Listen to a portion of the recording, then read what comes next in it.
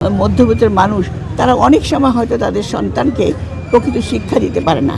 সেই জন্যই আমাদের যে মানসিক যে নৈতিক অবক্ষয় হয়েছে, রামিসা হত্যা, নৃশংস হত্যাকাণ্ডের যে বিচার, এটা খুব দ্রুত হবে। আমরা এসেছি মূলত এই যে রামিসার যে নৃশংস হত্যাকাণ্ড তাদের পরিবারকে একটি সান্ত্বনা দিতে। আপনারা জানেন মাননীয় প্রধানমন্ত্রী গতকাল এসেছিলেন। তিনি এই যে এখানে এসে আজকে আপনারা শুনেছেন মেয়ের বাবা বলছে যে আমার বড় ভাই হিসেবে উনি এসেছেন, এতে আমার জীবন ধন্য। এবং প্রধানমন্ত্রী রাষ্ট্রীয়ভাবে এটাকে নিয়েছেন এবং তিনি তার বড় মেয়ের দায়িত্ব গ্রহণ করেছেন। কাজেই এখানে আমরা মনে করি এই যে রামিসা হত্যা, নৃশংস হত্যাকাণ্ডের যে বিচার, এটা খুব দ্রুত হবে এবং সেটা সম্পূর্ণ রাষ্ট্র সেই বিচার দেখবেন।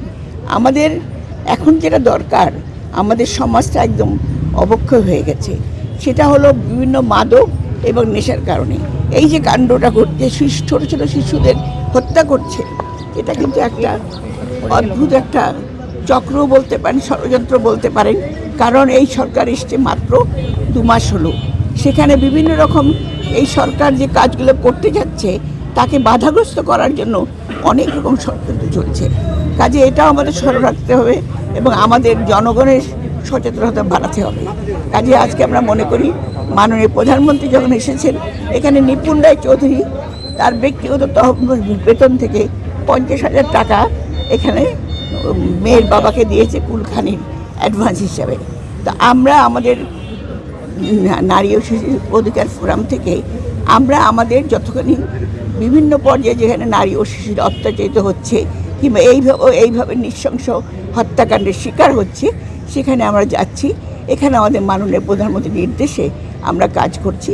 কাজে মাননীয় প্রধানমন্ত্রী যখন নিজে এসে বলেছেন, সেখানে আমরা মনে করি এটা সর্বোচ্চ একটা প্রতিশ্রুতি।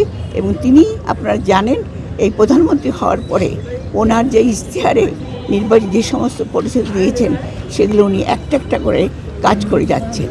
তা আমরা আশা করব আপনাদের সহযোগিতা পেলে, জনগণের সহযোগিতা পেলে আমরা ইনশাল্লাহ এই যে রামিসার যে হত্যাকাণ্ড, সেই হত্যাকাণ্ডের প্রকৃত বিচার পাব। যারা আমাদের নিম্ন আয়ের মানুষ, যারা মধ্যবিত্তের মানুষ, তারা অনেক সময় হয়তো তাদের সন্তানকে প্রকৃত শিক্ষা দিতে পারে না।